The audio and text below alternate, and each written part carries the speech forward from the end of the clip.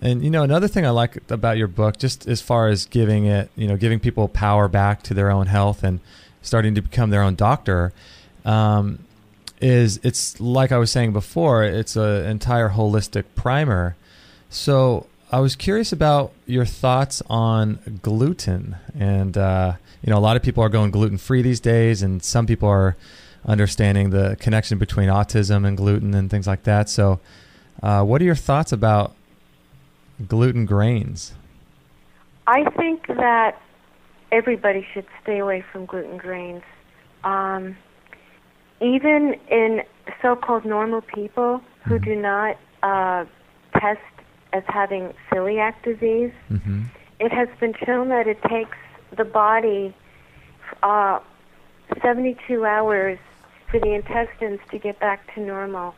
The sticky proteins in gluten wear down the villi in the gut, and these are little projectiles that help us absorb food from the small intestine into the bloodstream. And if the villi are worn down, if they have holes in them, you get all kinds of problems. Once the intestine is compromised, you get incompletely digested food particles going from the intestine into the bloodstream, where the food particles then can travel to cells, irritate them, and cause allergies. Your body can also have a direct immune or autoimmune response to gluten, so that you may manifest hypothyroidism, Hashimoto's, Hashimoto's thyroiditis. That's a mouthful. And basically, the proteins in the thyroid gland are very similar to the proteins in gluten, and the body will attack its own thyroid gland. People, holistic practitioners are understanding more and more that anybody with a thyroid issue needs to stay away from gluten. I'm pretty easygoing about a lot of stuff, but I'm almost doctrinaire on gluten because I have seen the damage that it causes. It's also very addictive. The opiates in gluten latch onto the receptor sites in the body that ordinarily would receive endorphins. So you are replacing the receptor sites in your body.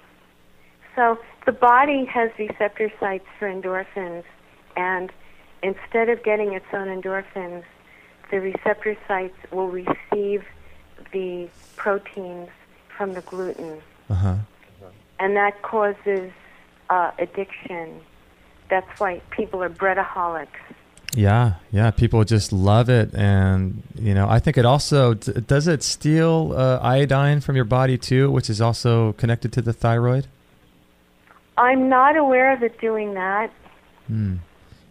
What do you think about all the, speaking of gluten and people's diets, and what do you think this is having an effect on people's DNA? Do you think that we're actually damaging ourselves at the DNA level? And if we continue eating this way as a culture, as a species, what's going to happen to our genes in 4 or 5 generations from now if we keep eating this way?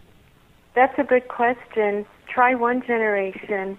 There was a study that just came out on babies whose mothers had committed all kinds of dietary indiscretions. You can cause major damage in one generation.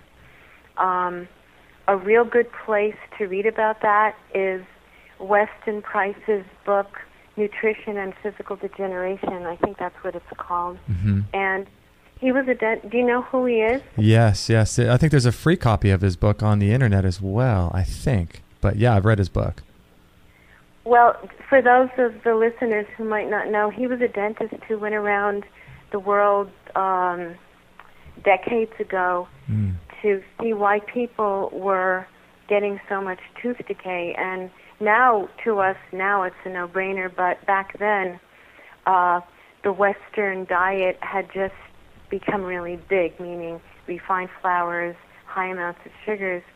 And he went all over and looked at native peoples who, most of them did not eat wheat, and they had healthy fats, good animal protein, and the children born of women who had a healthy diet, he saw marked differences in their dental arches and the way the teeth were formed or misshapen. And he took pictures which are quite dramatic. You know, pictures worth 1,000 words. You look at those pictures and you say, oh my God, I'm never going to eat this crap again. Look what I'm doing to my unborn kids. Right. Yeah, it's fascinating information.